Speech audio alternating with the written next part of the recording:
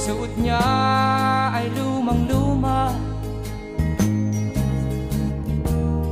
at ang kanyang mga mata'y malamlam.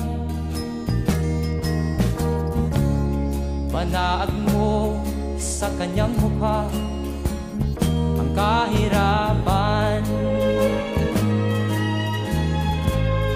Maghapon siya sa mga daan,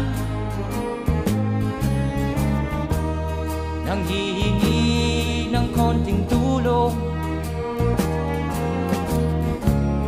at madalas niyo siyang hamakin at libakin.